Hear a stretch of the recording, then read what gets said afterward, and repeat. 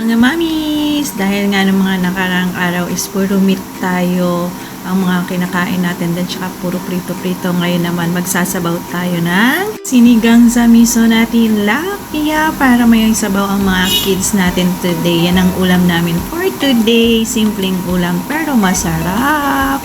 Nakapag-try na rin po ba kayo nito, mamas? Isa na po natin ang ating bawang at sibuyas. Since napito ko na po kanina yung isda nating tilapia, ayan po, igigisa na po natin ang ating bawang and sibuyas at saka ang ating kamatis. Gisa-gisahin po natin para masarap.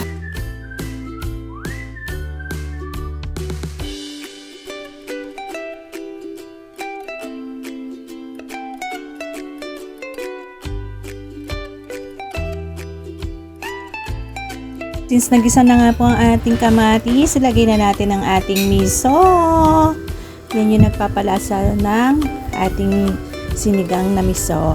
Yung miso, gisa-gisa lang po natin ang ating miso.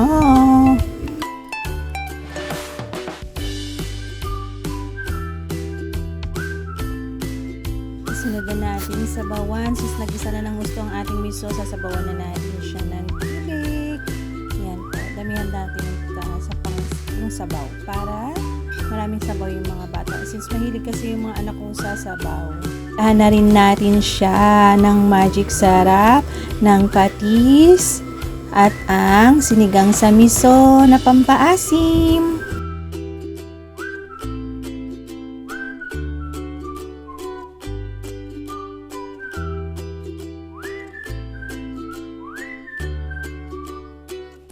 Natimplahan na nga po natin, hintay na lang natin kumulo yan para mailagay na natin ang ating tilapia. Ayan po, kumukulo na siya. Ilagay na natin ang ating napritong tilapia.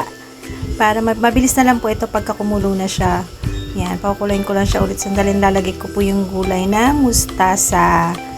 Gusto ko po yung mustasa rito sa sinigang na miso. Ayan po, kumukulo na siya. Lagyan na natin ang ating mustasa. Inuuna ko pala yung matigas na tangkay ng mustasa para maluto-luto siya ng gusto. Ayan po, yung bandang ilalim na part ng mustasa. Ayan, haluin ko lang po siya. And then, tsaka ko po ilalagay maya-maya yung pinakadahon ng mustasa. Pagka napakuluan ko na ng gusto, yan, medyo malambot-lambot na yung tangkay.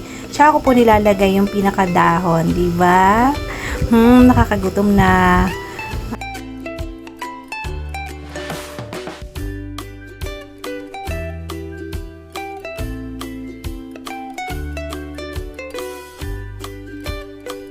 Kukunin ko lang po yan sandali ulit. Since kalalagay ko lang po kasi ng dahon din, papatayin ko na yan. Kakain na tayo. Magsasandok na ako kasi gutom na rin ang aking mga kids. Ayan na po, luto na. Pinorteran ko siya na soft drinks. Ang sarap ng kumain. Tara na po mga mamis. Kain na po tayo. Luto na ang aking sinigang sa miso. Thank you for watching po. Enjoy your food din po mga mamis. Kung ano po mga ulam niyo po today.